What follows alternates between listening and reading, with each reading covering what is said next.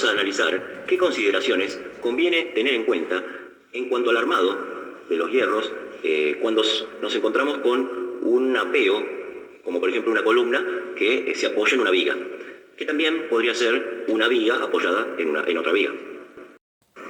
Aparte de calcular la viga, como estamos acostumbrados, calculando las reacciones, dibujando los diagramas de esfuerzos característicos, encontrando, digamos, los momentos máximos, cortes máximos y dimensionarlas como siempre lo hacemos. Aparte de todo eso, tenemos que tener en consideración que cuando hay una carga apeada en otra, tenemos, y obviamente tenemos esa carga concentrada que ya tuvimos en cuenta en el cálculo de la viga, pero en cuanto al armado, lo que es conveniente es verificar, primero, el punzonamiento que puede producir esa fuerza concentrada en la viga que está soportando, y la fisuración por corte por el tema de la transmisión de la carga, ¿no es cierto? O sea, debido a esa fuerza concentrada, aparte de los hierros principales, perchas, estribos, armaduras de piel o armaduras de compresión que hayamos calculado para la viga por tener una fuerza concentrada, también tenemos que tener en cuenta estos dos temas muy importantes en cuanto en el armado justamente de la zona esa puntual. En cuanto al punzonado, la tensión tau de punzonamiento tiene que ser igual a el N, la carga que viene de la columna, dividido la sección punzonada. O sea, la sección que hace de límite entre la pieza, en este caso columna, y la viga que la apoya. O sea, toda la sección de hormigón que estaría entre ambas piezas, ¿no? Que ahí se ven en el dibujo, una sección rayada verde y otra rayada azul. Eso sería la sección, digamos, de fricción entre ambas piezas. Entonces, si hacemos y eso tiene que ser menor o igual, este es un valor empírico que yo aconsejo, 10 kilogramos sobre centímetro cuadrado. Por ejemplo, como con números, si tenemos una columna que tiene 8 toneladas de carga, son 8.000 kilos, y el becero de la viga es de 20, y el D de la viga es de 40 centímetros, o sea, la altura total incluyendo el recubrimiento, entonces el tau de punzonamiento es de 8.000 kilos, dividido 20 por 40, que es la sección de la viga, por 2, porque hay de dos secciones de fricción entre columna y viga. Eso nos da 5 kilos por centímetro cuadrado, por lo tanto verificaría porque es menor que 10. Eso lo que hace es que la viga sea un poco más grande, o sea, lo suficiente como para poder soportar fisuras muy pequeñas que suelen producirse si no hacemos esto, ¿no? Si no lo tenemos verificado de esta manera. Si no llega a verificar y ese valor que calculamos de tau de punzonamiento no es menor que el tau admisible que acabo de decir de 10 kilos por centímetro cuadrado, tenemos tres posibilidades como para saltar ese obstáculo. Por ejemplo, uno que puse como ítem A es aumentar la altura de la viga, o sea, el D de la viga. De esa manera aumento la sección de fricción entre ambas piezas. En este caso, la fórmula es la misma, pero bueno, se agranda el D de la viga, vamos a tener mayor sección, va a ser más grande el valor del denominador, entonces va a achicar el numerador y seguramente vamos a poder verificar que ese valor sea menor que 10 kilogramos sobre centímetro cuadrado.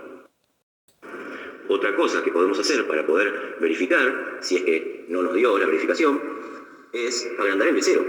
Agrandando el becero, lo que logramos es que la superficie de fricción entre columna y viga sea de más caras, porque ya no coincide el becero con el lado de la columna. Si es más grande el becero de la viga que el lado de la columna, entonces ya hay 4 caras que están generando fricción entre columna y viga. Entonces ya se hace más grande toda esa sección que está en el denominador.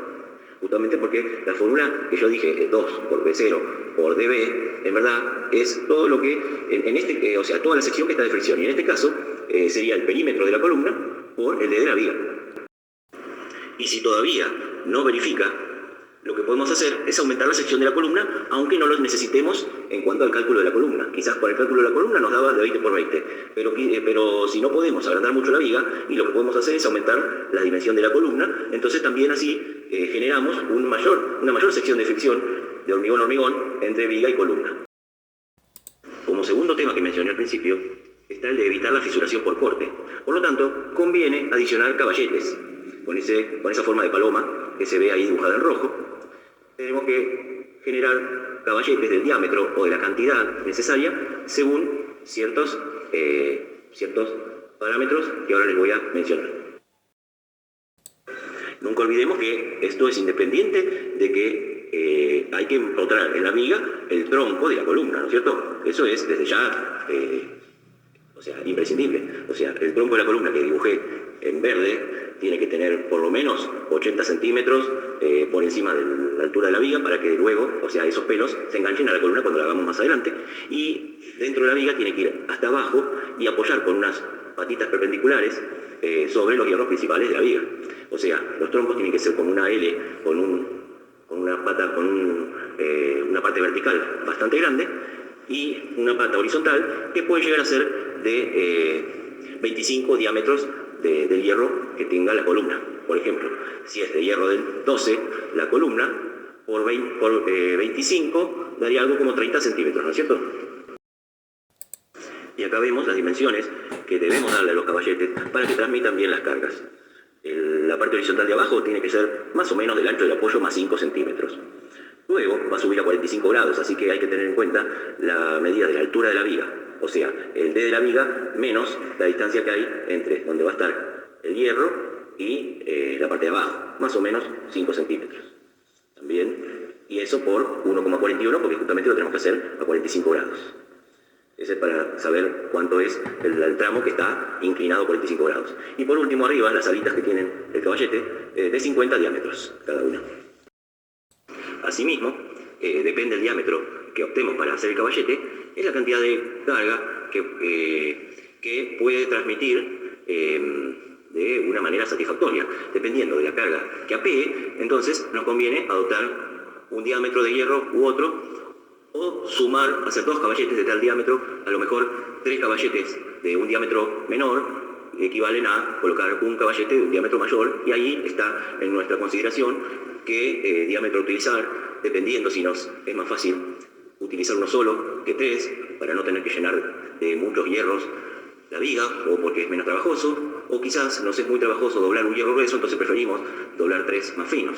En el caso donde nosotros teníamos 8 toneladas, fíjense que tampoco tiene que ser tan exacto, ¿no? Pero digamos que con 3 hierros del 10 estamos en las 8 toneladas que nos está cayendo por la columna, ¿no es cierto? Así que con 3 hierros del 10 sería satisfactorio absorber el apeo de esa columna. 3 caballetes del 10 quiero decir, ¿no es cierto? Fíjense que si me baso estrictamente en lo que es la cantidad de kilos por la que conviene utilizar cada caballete, podría colocar uno con hierro del 16 y uno con hierro del 8, que suman más o menos 8.000 kilos. Pero sinceramente no conviene porque no sería simétrico. Conviene que siempre sea simétrico. Puedo poner de distintos diámetros, pero por ejemplo, que sean simétricos, por ejemplo, 2 gruesos extremos y uno más fino en el medio, o 2 en el extremo finos y uno grueso en el medio, pero siempre que sea algo simétrico, ¿no es cierto?